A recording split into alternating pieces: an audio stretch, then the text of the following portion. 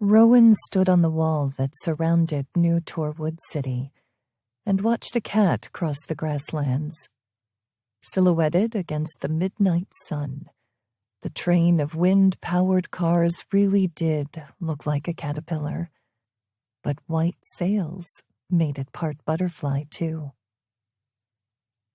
The cat sailed west, away from the city, and Rowan bit down on a sudden rush of envy. Phalion launched from her shoulder and flitted into the great expanse of sky, but only for about a dozen yards before the wind buffeted him.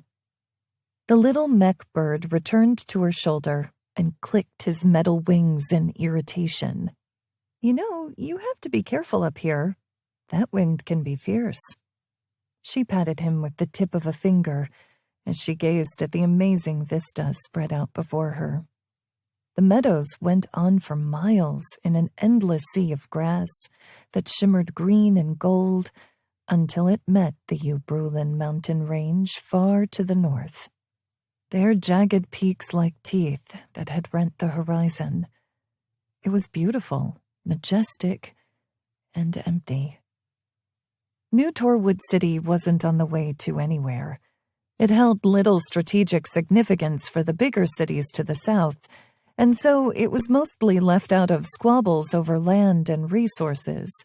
You could see its gray walls from the old Kanta highway that wayfarers still used to cross the meadows, but you had to be very foolish or very brave to make that journey. Which were they? The ones riding the cat. Brave, she decided. Brave and lucky. The only way she ever saw the outside world was when she came up here. The wall was her refuge from the endless functions, galas, and state dinners that Regent Atherton expected her to attend. She was supposed to be at one such gala in less than an hour. Screw that plan.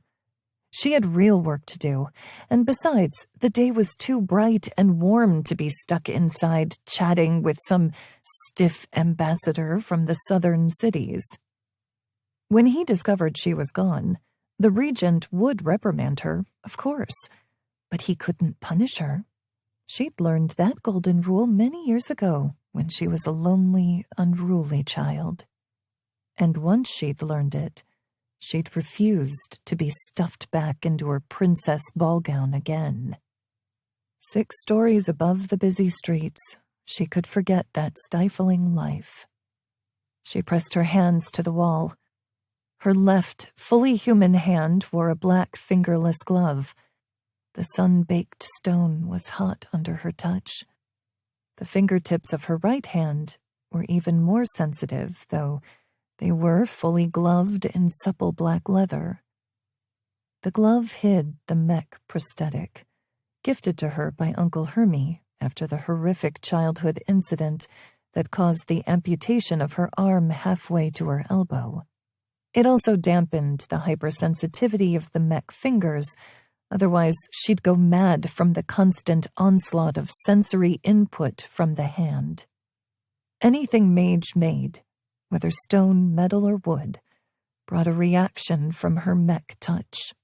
Even now, as she leaned on the wall, it sent magic deep into the stones, tracing mortar lines like neural pathways and pinging back information about the wall's health and stability. Rowan patted the stones. All was well with her city's mighty fortress. She opened a pouch on her tool belt and pulled out a timepiece made of brass gears and cogs, arranged as much for their aesthetics as for functionality. The longest arm ticked off the last seconds before 9 o'clock.